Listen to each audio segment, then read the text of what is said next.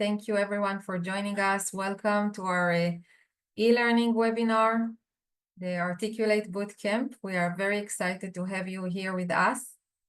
I am going to introduce myself. My name is Hila and I'm the Chief Marketing Officer at Blend. And we have some great colleagues here with me from Blend that are going to share with you everything they know about e-learning and localization, and how to master this area of localization.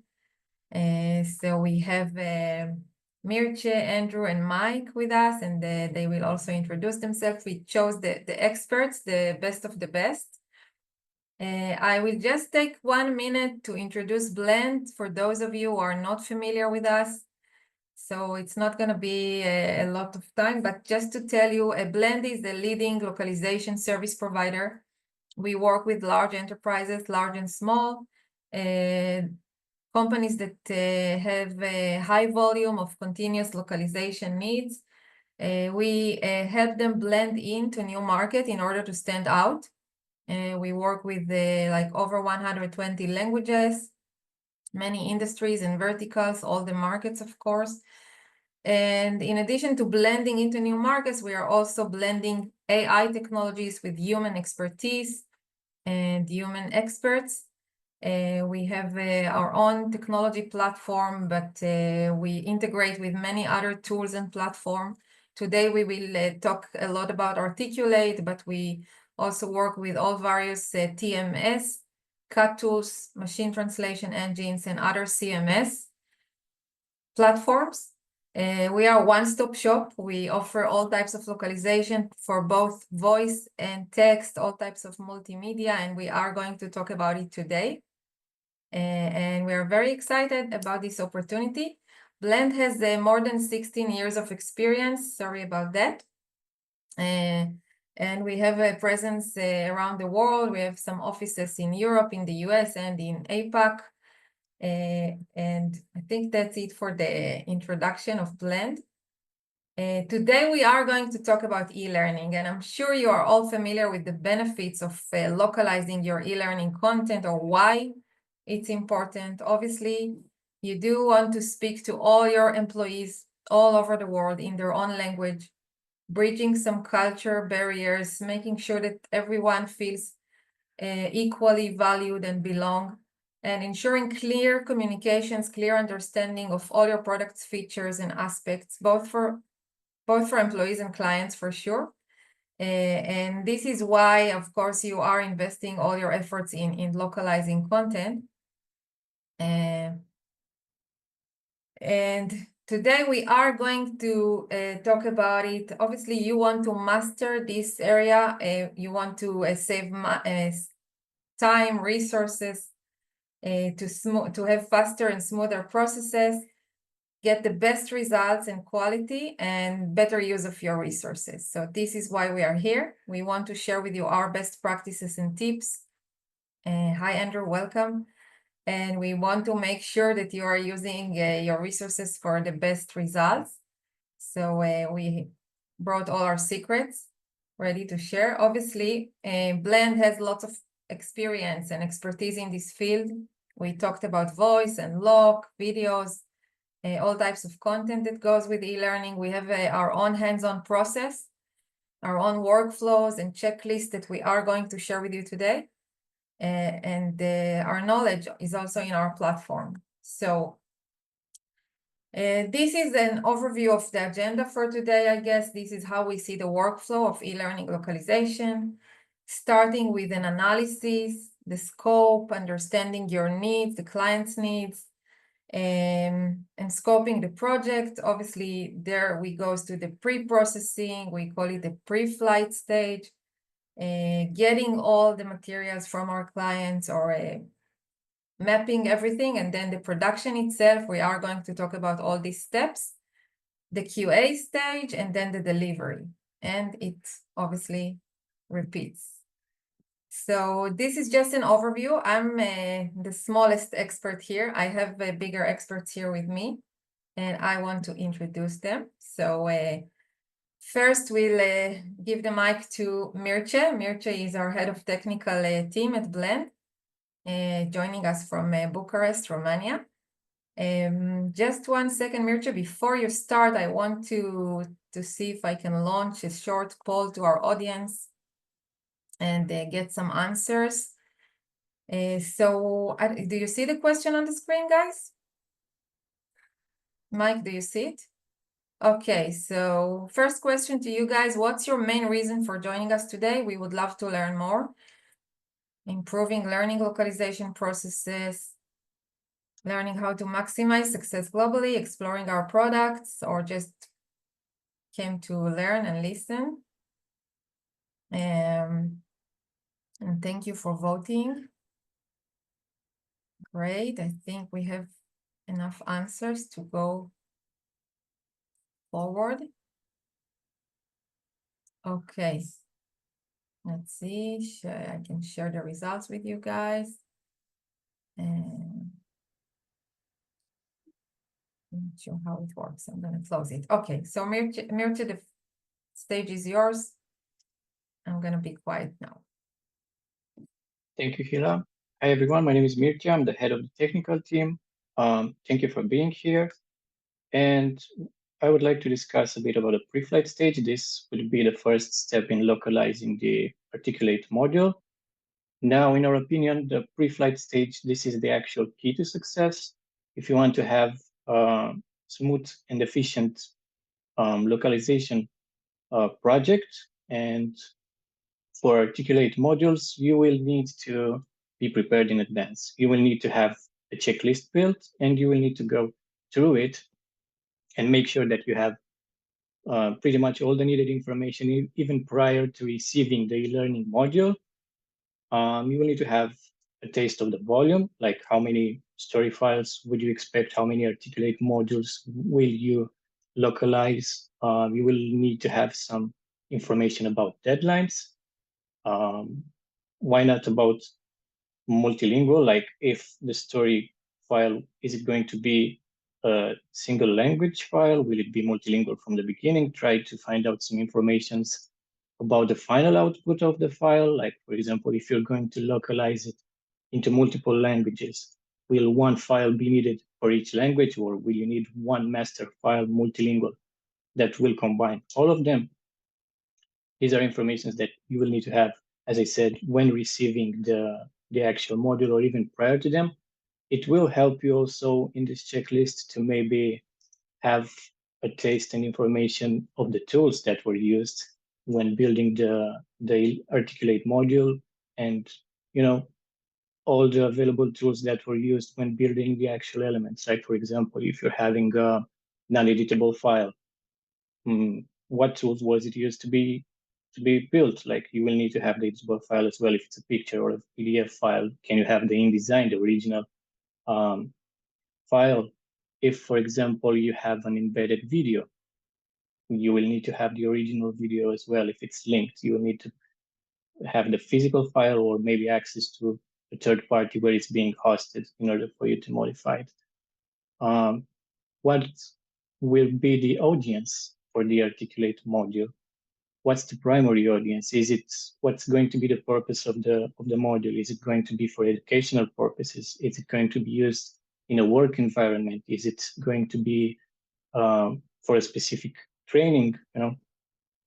And it will be absolutely a must to have some kind of terminology, a term base or a style guide, a strong one if you want to have it localized correctly for the primary audience. And why not, if a translation memory database exists, it's going to be helpful because it can be leveraged as well. And try to find out as many details as possible. Try to check for every little aspect that you can think of, if there are any specific instructions, if there are any features for accessibility, if there are any screen reader notes, for example. And even at this point, before receiving the module, try and establish what the deliverables will be. Like, what is the actual scope of the e-learning module, of the articulate module? Is it going to be only the text that it's going to be localized? Will the images, audio or video, or any other element from the module going to be in scope or not? All these checklists, it's good to get as much info as possible, even as I said before, receiving the file. Okay. Now, once this is done, once you got some answers from this checklist, and you also got the file, you received the file, you're in the no longer in the pre-flight stage, you're in the file handoff stage right now. Okay. Now, when you receive the file for Articulate 360, it's pretty simple. You have two ways. It's either a story file, and with Storyline 360, we already know that a file is going to be a physical file because it's desktop based. And if not, for Rise, for example, since it's web based, you're going to get a copy of the link. And when it comes to Rise, we recommend you to keep the original copy as you received it, untouched as a source material, and make as many copies as needed for the target file so that you can localize each one of them accordingly based on your needs. And also when you get a story file, depending on the content or how was it built, you might need to receive any additional resources that comes together with it. And yeah, still, I to interrupt you for a second, we are talking a lot about Articulate here, but we do want to ask the audience if you guys are using any other platform, different platforms. We would love to learn about your tools. We talk here about Articulate, but Blend works with different types of platforms and different companies. So feel free to share it with us. Sorry, Merchant. no worries. And just one more aspect for file handoff, besides story and Rise, something that I encountered quite often. We receive sometimes Scrum packages. Okay. Now, Scrum packages, as we all know, they are output from Articulate. They can be exported from Articulate. They cannot be imported. Now, there are ways to localize Scrum packages. Like for starters, you can try to upload the Scrum package into a public cloud just to preview it to see exactly how the module will act and look like. You can try to access each element of the Scrum package or try to find a main file instead of uploading it to a cloud to again see the Scrum package. But localizing a Scrum package can only be done by reverse engineering it. And I think we all know by now that reverse engineering a Scrum file, it's not that sweet.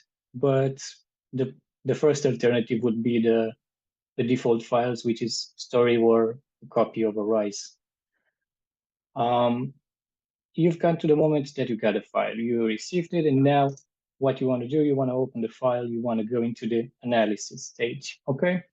Now, regardless of the file that you received, you will firstly need to look at the main elements, the most common ones like editable text, for example. For Storyline, it can be, for story, it can be exported in XLIF format or in doc format. Well, for Rise, it can be exported only in XLIF. Okay.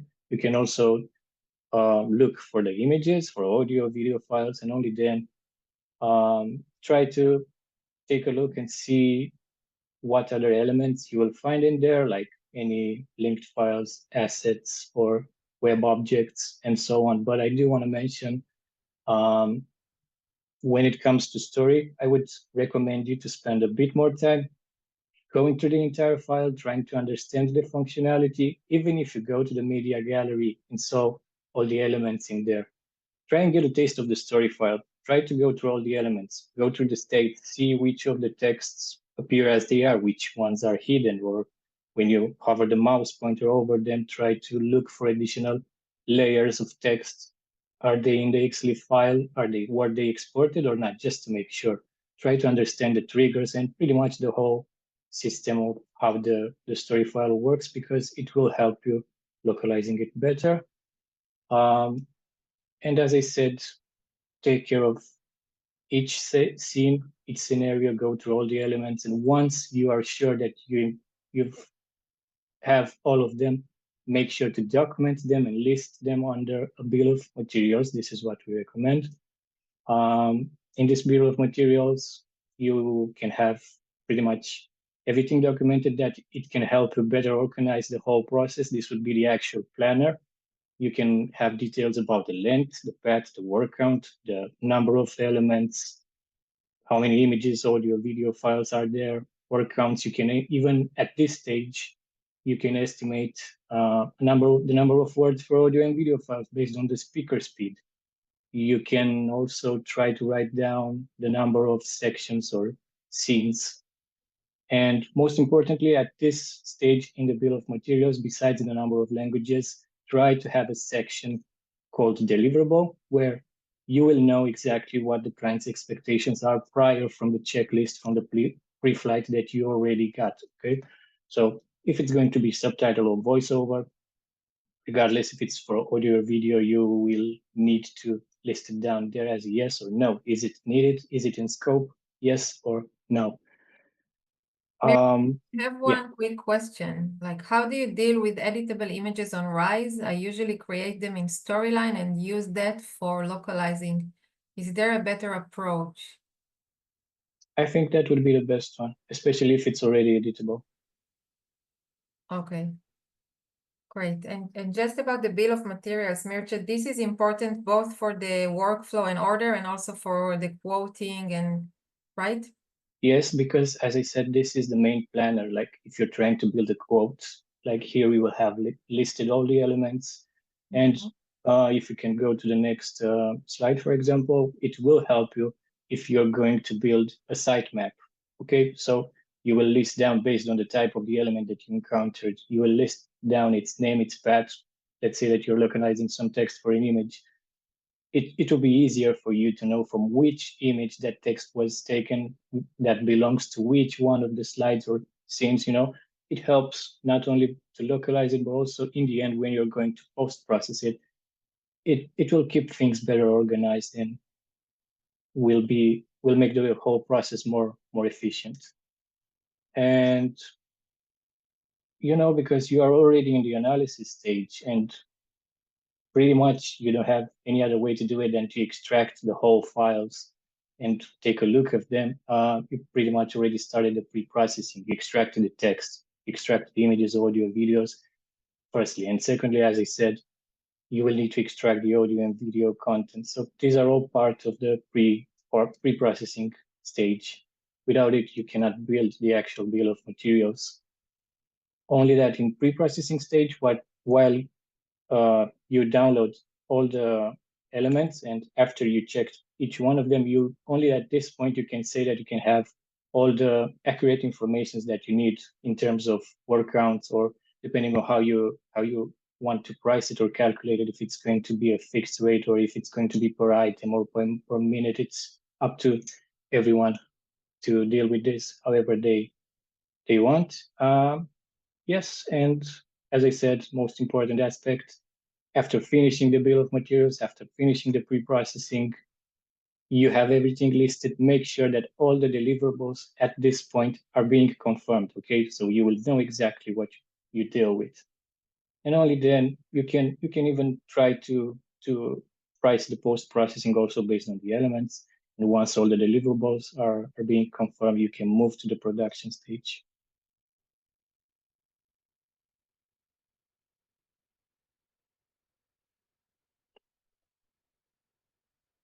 And I think that would be it. Sorry about that. Andrew, before we move to the production stage, I just want to ask one more question, the audience. And it will be this one.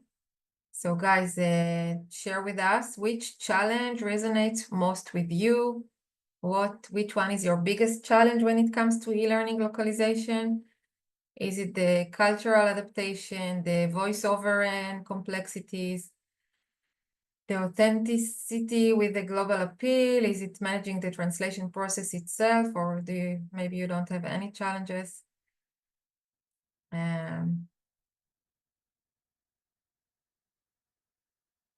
Great. I appreciate your answering. And we are now, thank you, Mircea, for the insightful tips and checklists for the pre-flight stage and all the preparation and analysis. We are now going to talk about the production stage, and we have Andrew here to share it. Andrew, you will introduce yourself. And I'm here. Thank you. Hi, everybody. My name is Andrew. I lead the project management team at Blend. So I'm actually working a lot with Mircha and Mike, producing these e-learning localization projects. So we're going to cover what do we do after we have the bill of materials or ready to start production. So there's a couple key milestones here. I don't remember if it opens one at a time or if all of them come at once, but let's see. Okay, very cool. Yeah, so you'll start with file analysis. A big part of that pre-flight is confirming the scope. So of course you have everything mapped out in the bill of materials. I think someone was asking in the chat if there is a way to automate it. You can do scrapers to an extent, but all the testing we've done, it always misses something. And that's the worst case scenario, is to deliver an e-learning or you're at the finish line and you realize that you missed one or two components and you have to go back to translation, do that, revoice it, QA it all over again. So we tend to do a more manual approach and tell there's a better solution for that. But bill of materials is the key part. Within that checklist Mircha had, you'd also see a section that had notables and comments and questions. So the project manager will typically review anything that was flagged by the tech team and raise that with the client just to confirm. One of the big challenges we see is connected files. There's always, not always, but there's typically linked files, referenced files. Maybe it's just a scanned PDF. Maybe it's a link to a website. There's all kinds of strange stuff that gets connected to Articulate courses. And in project management, we have to be really careful that we have expectations set clearly with the client so the scope is not changing. Once we have scope confirmed, you have your cost estimate, you have a green light. We actually have our quoting template preloaded with all the pricing. So as soon as the tech team inputs all the word counts and confirms how many sections, the price is automatically generated for sales. So no one has to sit there and spend 2 hours, Excel working out each different components. That is another advantage of, manually documenting the course structure. So we'll go back to the tech team, give them a thumbs up. They'll pull all the files. We'll kick off the transcription project. And we're also documenting where the files are coming from. Depending on the course, you might have a lot of identical file names. So that's something else that's kind of important here. Production will depend on the outcome you're looking for. So some courses, if the course is changing, the source content is changing every single month, maybe you're doing mostly machine translation with AI voice. If you're doing this once a year and you have it client facing, like you're selling a product and this is client facing, maybe you want the highest possible quality translation tier. You're doing translation plus editing plus QA. You have 3 checks and balances.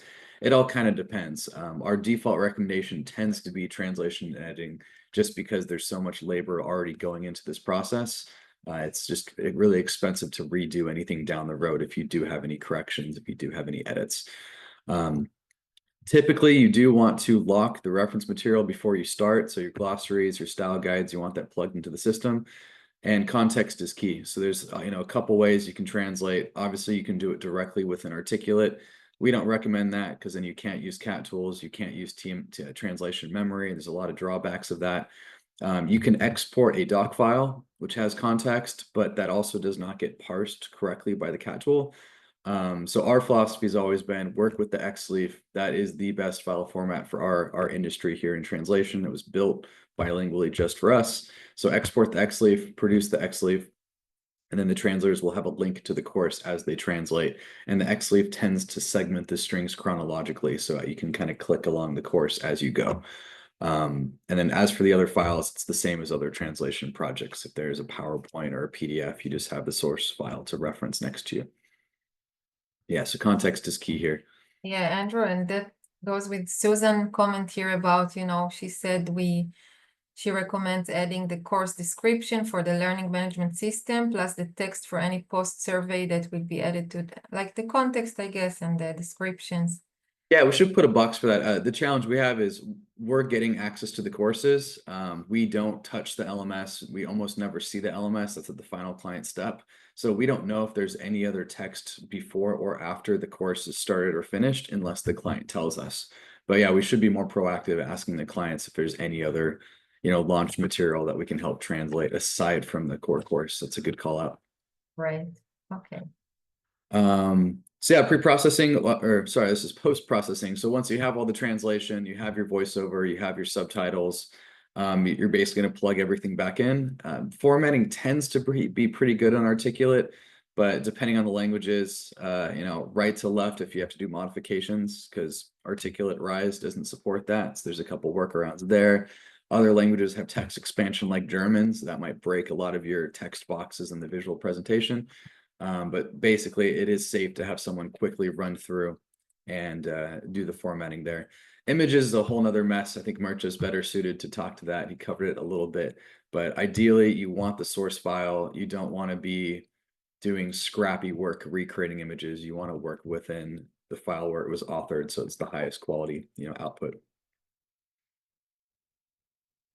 And QA. So this isn't in all programs. I mean, obviously, if you want an additional human layer, the cost will go up, but we do recommend, especially if the content has a high shelf life and a lot of customer visibility or user visibility, it is worth running it through QA. So the way we do it is it's both functional and linguistic. So we generate a link to the translated course. We have one of the translators, usually the same translators that actually completed it, like the editor, for example, or a language lead. They would run through, they would do that final check, they click all the interfaces, make sure there's no glaring errors, make sure there's no functional issues, that no text was imported incorrectly by articulate, or a text box just doesn't make sense the way we expanded it. If there are errors, we have a reporting template, you know, pretty standard. You'd categorize it, you drop a screenshot, and then the way we built the reporting template is anyone on the technical team can go in and resolve, you know, that error without speaking the language, because they have the problem statement, they know the incorrect string, the correct string, and what the resolution path is. So that's kind of our QA, and I think that's pretty, I mean, it's pretty standard. It's not always added. I think we're seeing less and less people invest in QA because it's been easier to generate e-learning courses, you know, with advances in AI. Yeah, so then that's that final step there. So you resolve those errors that were flagged during QA, you deliver the V1. Typically, you're gonna have the same process with the client. So maybe they want to change a word or two and we have to go back in. We would want the same feedback template. So we actually give that Excel, you know, the same error reporting template back to the clients. If they want to change anything, they can document it there. And it's very easy for us to go in and do those edits. Also, because we have the bill of materials, you have the sitemap, you know exactly where everything came from. So if you have to change one audio file, you're not going to spend 30 minutes scrolling around, you know, clicking all the interfaces, trying to find that one audio file. So I think that's the other piece of the manual step that I guess tends to get appreciated at the end. Nobody wants to sit there and create a sitemap. I don't think that's ever fun, but we definitely took that approach after at least a year, just seeing, you know, how painful it can be at the end resolving things. Let's see, I saw a couple. We have one question. Have you been able to use AI initiatives to improve the process? For example, QA or right to left alignment? Yeah, not QA, not right to left alignment. I think that the most common is the speech to text. So the initial transcription of the subtitle is done with the speech to text tool, and it does a very good job with the timestamps. We still have to proofread it with the human. You still have to adjust the timestamps a little bit, but that saves a lot of time compared to, you know, 10 years ago when you used to have to manually set the duration of each speaking speed. Adaptation. So if you're doing a human voiceover and we have to shorten the translation, you know, you can use some machine learning to automatically shorten that. So the translator is not just trying to switch out words to make it fit the duration that it has to be. And there's a new, I guess technically it's related to LLMs, but there's a bunch of new AI platforms that are coming out. They're effectively smart auto clickers. So they would take over your computer to complete a task. So you could, in theory, build something down the road that does open up the course, clicks through, creates the sitemap, but I don't think anyone has it on the market yet. And then Articulate's been teasing their AI suite for a while, but we haven't really seen many results. I think a lot of it's probably behind the scenes. You'll just see some improvements. Thank you. Let's see here. So this is that full flow chart. So starting from the left-hand side, you know, we have the files coming in. We'll just really break it down to confirm the scope, make sure all the questions are answered. You do not want any surprises at the end. These projects could take 2 weeks. They could take 3 months if they're massive. It completely depends. So you want everything fleshed out in the very beginning. You go into pre-processing, like we mentioned, you take everything apart. You want your reference materials before you start translation. It's kind of hard to verbally speak this without a laser pointer because we're going up and down at the same time, but we're taking everything apart, we're localizing it, we're putting it all back in, we're doing a final QA check, and then we're delivering with usually 1 round of feedback for the end user. Yeah, so we've done a lot of these projects. I think that they've all been successful. I see Merchant, Mike smiling over here. There's always a couple bumps down the road, and I think the more you do, you learn and you improve the process, and that's why we have such a detailed process, just to cover all of those so we can repeat this, scale it, and do more and more of it. But I think documentation is key, communication's key. Remember, this is a waterfall workflow, so you are following a very linear process. Like, this isn't agile, you're not jumping around and skipping. There's a very specific sequence you want to do. You don't want to have to go back a step because you missed something. It gets very expensive and it will completely mess up your production timeline. The documentation, in my opinion, is the key to success. So tech team, I think, is doing a lot of the heavy lifting, just creating that sitemap that every single team is going to use. And again, we have 6 different teams working on these, just because it's multimedia and there's so much going on. File management, you got to be really careful. The way we have it is, we use Microsoft Suite here at Blend, so we just have one master folder on OneDrive. And when we break the files apart, we have subfolders containing all the different components. Then when it goes to translation or a V1 or a V2, we have additional subfolders. That way, if we do have to change something 4 months down the road, we have a very clear, file directory. We're not going to import the wrong file. I think that's also key here. Don't do it on your local desktop. Do it on the cloud. You're working with multiple teams. You got to keep it clean. And depending on the client, if it's a very large e-learning that's going to go over a month, you're probably going to want to build out an actual work back schedule. Like, I work with some clients and no one's going to take we'll be back in 3 months as an answer. They want to understand where you are along the process. They also want to track your timeline. So you can whip up a really quick work back schedule. There's lots of templates that are free online, just with the key dates for each stage, so you can keep your stakeholders updated.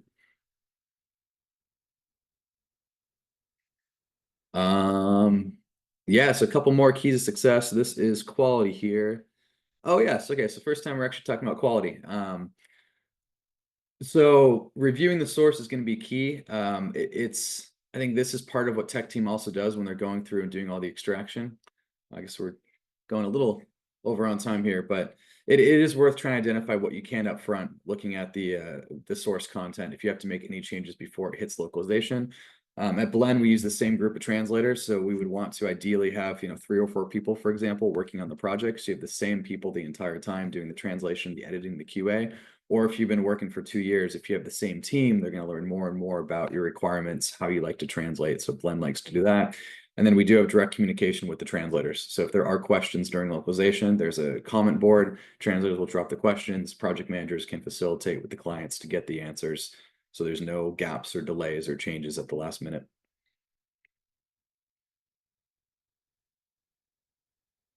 Production side, so I think we covered a lot of this, but really on the quality, whenever you extract something, you want to give the context to the translator. If it's an image, don't just give them the strings, don't give them whatever was extracted to an Excel. Also common sense, give them the image. If it's audio, video, I mean, the tool that we actually use, it has the video or the audio playing above, then it has the AI transcription below for proofreading and then translation, so that has that context built in. Then if there's any, like I mentioned, the XLE files will have a link to the course pulled up so they can kind of translate on the fly as they go. Yeah, context is key. If you don't have the context, we got some linguists here in the chat. You're going to be doing a lot of guessing, and that's never going to end well.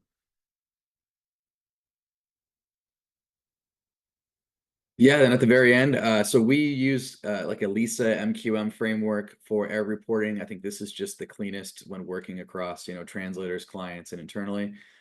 So we have functional linguistic QA, we use error categories, error severity, and then there's an identified resolution path. So this is just how we handle QA. I think it's kind of industry best practice. If you haven't seen it, just Google MQM and study up on that framework. They have some scorecards that you can also copy and use internally for your production. And then, like Mert just said, the final delivery would go back via Articulate, or we're exporting as a SCORM package, then it goes straight into the LMS.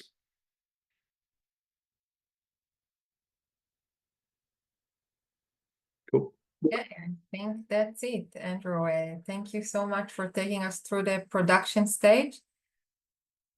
It's very interesting. I learned a few new things. I want to launch another question to our audience because you're so great.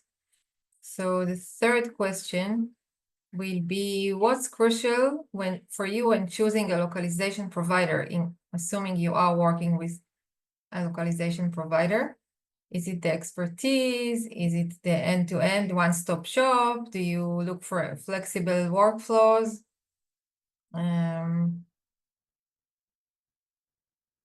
Thank you for sharing your priorities. And we are about to move to the last section of this session, which is voice and video stage. When it comes to e-learning localization, many of the courses have video inside, and we wanted to give you our perspective on video localization. And for that, we have Mike here with us. Mike, the mic is yours. Thanks, Hila. Yourself. Appreciate you guys having me for this one. I'm obviously excited to always talk voice and video. Just a quick introduction on myself. My name is Mike Hayhurst. Been with the company for a number of years, long time. I won't say the number.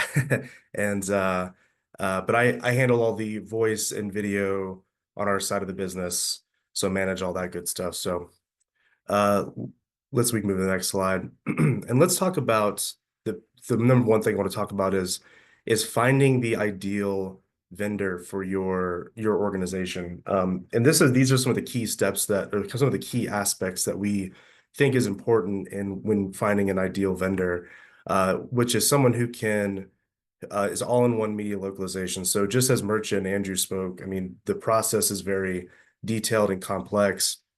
And when you can find somebody who can handle all those nitty-gritty details, and then on the back end, do all the voice and video and integrate everything in different languages, that becomes incredibly important, and to do it at a high quality.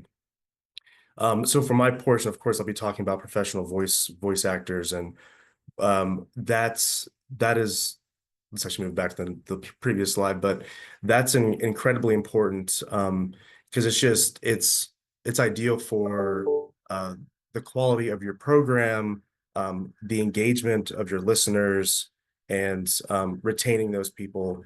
And it's not even just the voice actor. The voice actor is incredibly important, of course, but it's the quality of the studio as well. So, not everyone can tell what's wrong with the audio, but they know something is wrong. And if it's a bad quality studio, like someone's in their closet or someone's in just a room that has a lot of reflections, you can tell the end listener is when they're reviewing the program, they can tell there's something wrong with that piece of audio. So it's ideal when your vendor can handle multiple languages.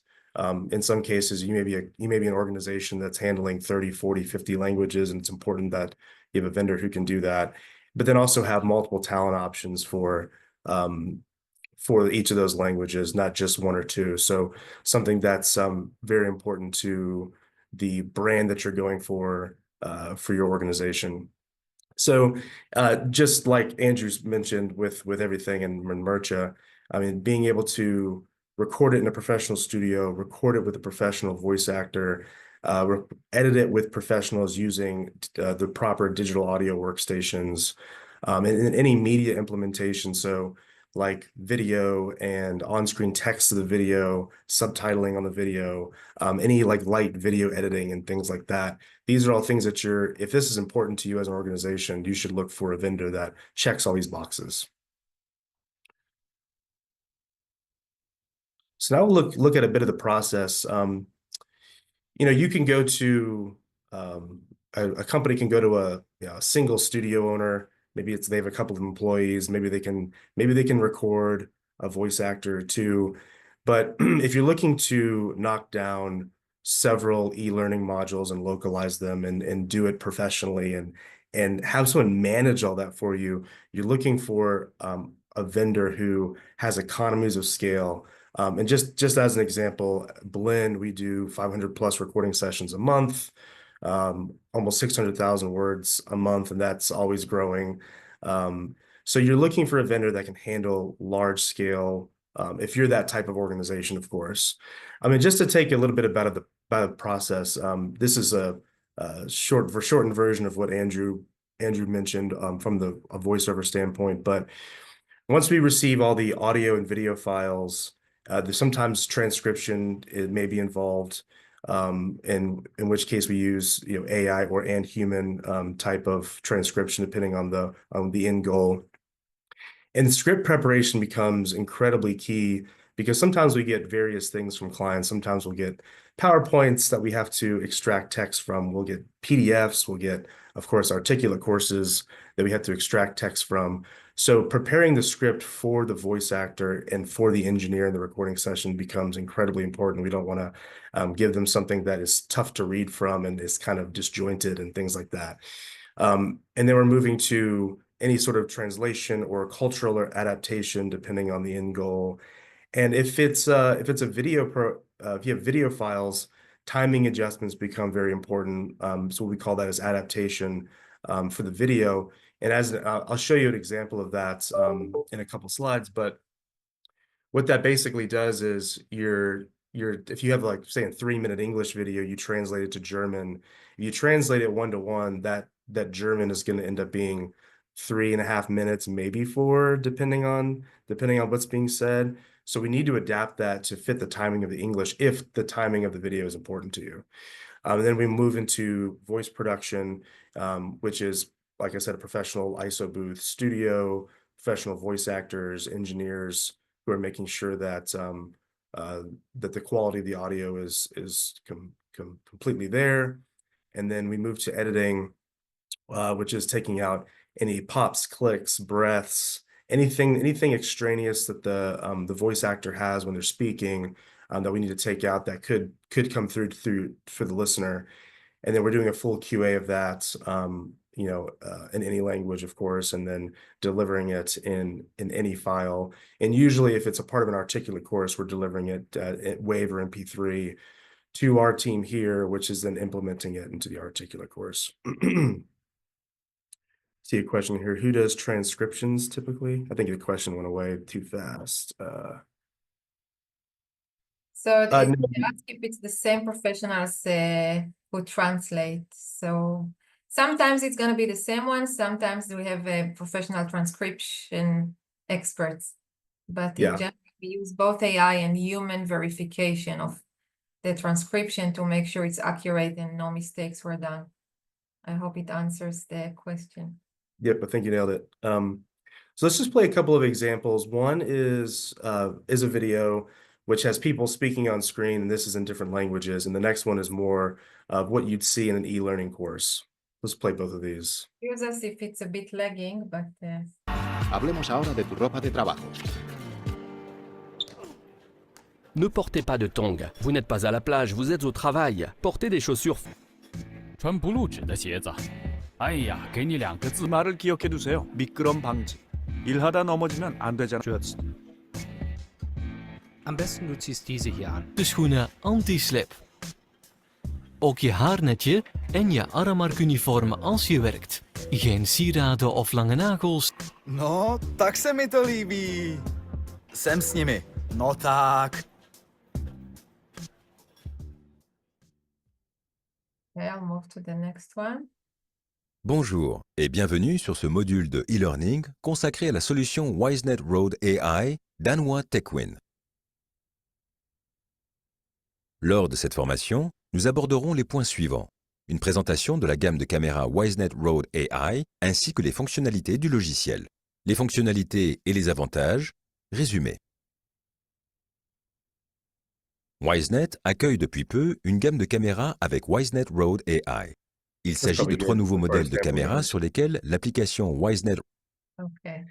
Yeah, that just gives you an idea of the type of content that we may see in an articulate course.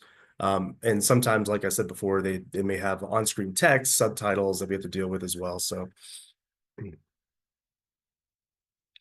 let's talk about finding the right voice for your e-learning program. Whether it's English or other languages, doesn't matter. It's all about your voice branding and how important that is to you. And we work with several different customers. Sometimes it's, the voice branding is incredibly important, and maybe sometimes it isn't as important to them. But deep down though, I mean, we work with some clients who have come to us and said, we want to, audition these 50 different voice actors to find just the right tone of voice for their brand, and we love that. So you have to decide, like, how important is that to you? How much are you changing out the content? Because that may be the deciding factor between whether you go with natural human voiceover or if you go with some AI voiceover, depending on how much of your audience is listening to those programs. How often are you changing it? What kind of quality level are you looking for? Obviously, we always lean towards using a voice actor because that's going to give you the best possible quality. And then a lot of those decisions may be based off of budgeting. Budget, So that's what I would say. Budget is also a consideration. yes. So how much volume do you have? And then how often are you changing it? And then availability of the voice actors is incredibly important too. So you want to find a vendor who has long-term relationships with voice actors, who will be there for you if you're really trying to stick with a particular brand. Because if you just try to find someone online or through not the right vendor, if they don't have the proper agreements in place, those actors could go away on you and you have to rebrand it essentially, which is never fun. You want to find a vendor who can do custom casting. So what we like to do, just to mention, is if you have a large program and you're just not quite sure who to go with, you can certainly do custom auditions to have the actor read what your program is about, so you can kind of get a feel for how it's going to sound. So just to touch on adaptation a little bit, we spoke about this in the process. I want to show you 2 video examples, and then we'll discuss it afterwards, and you'll see a good one and a bad one. 那么，如果我立刻做出决定，我们需要多长时间可以开始合作？时间上可能会有很多变化，根据我们团队的时间，是同步化您的 ERP 以及完成与您的会计人员移交工作所需的时间而定。我们还需要时间共同确认程序。现在我无法真正的告诉你，这并不取决于我。是的。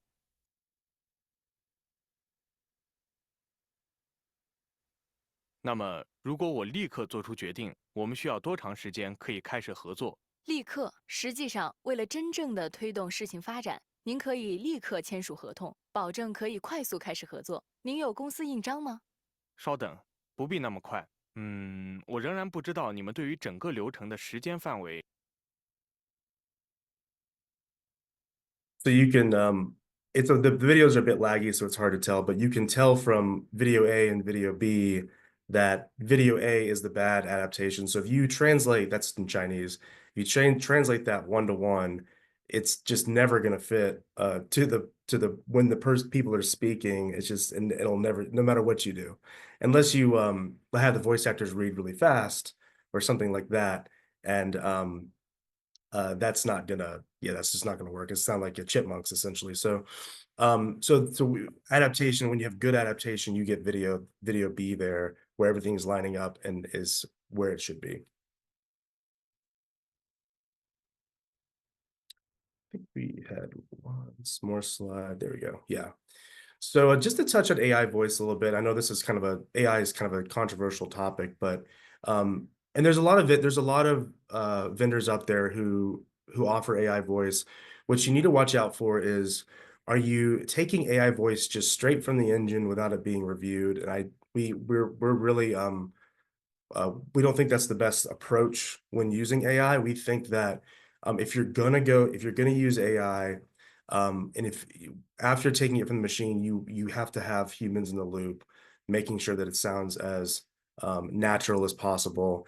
There's a lot of timing issues whenever you're just taking it straight out of the engine, and there's a lot of pronunciation, punctuation issues when you're taking it straight out of the engine. So having a linguist review it before it's generated helps a great deal. That way you get the best possible quality you can out of AI, but of course using human actors is the preferred approach. I think that is it for me. So guys, if you have any questions, please type them now. If not, I will launch the last poll that we have here and ask you if you want to take Blend for a test drive. So if you are interested in meeting us, vote. And we will share the poll results when we share with you the video recording. We will share the charts.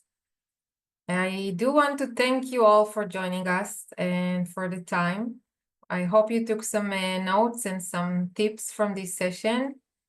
Thank you, Mike. Thank you, Mirce, Andrew, for sharing all your insights and best practices.